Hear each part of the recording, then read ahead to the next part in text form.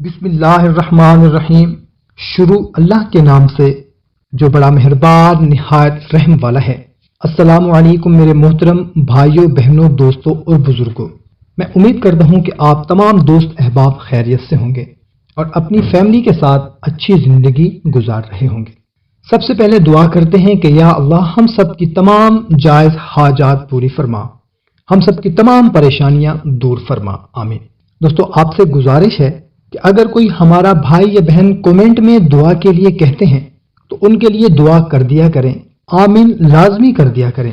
آپ کا آمین کہنا کسی کی پریشانی ختم کر سکتا ہے۔ دوستو آج کی ویڈیو میں آپ کو سورہ اخلاص کا وظیفہ بتانے لگا ہوں۔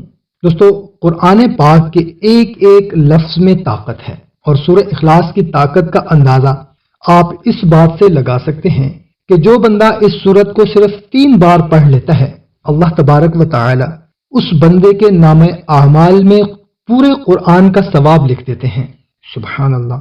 تو میرے بھائیوں اور بہنوں، آپ کا جو بھی مسئلہ ہے یا پریشانی ہے یا مراد ہے، اس کے لیے دن میں کسی بھی وقت اپنی حاجت کو ذہن میں رکھ کر اول و آخر 3 مرتبہ درود شریف پڑھنے کے ساتھ درمیان میں صرف ایک تسبیح یعنی 100 مرتبہ سورہ اخلاص پڑھنی ہے، اور آپ کی جو حاجت ہے اس کو ذہن میں رکھنا ہے۔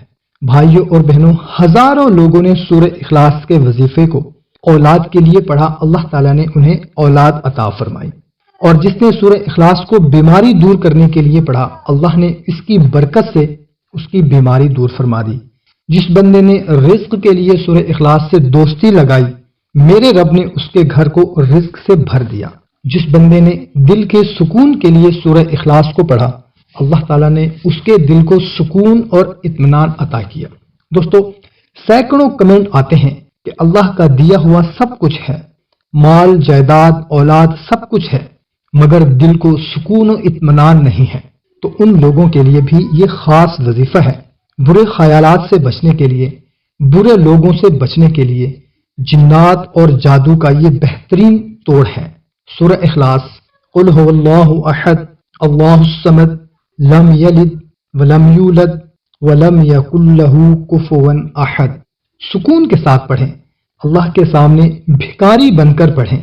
انشاءاللہ تعالی جس نیت کے لیے پڑھیں گے، پھر دعا مانگیں گے تو وہ دعا آپ کی ضرور قبول ہوگی۔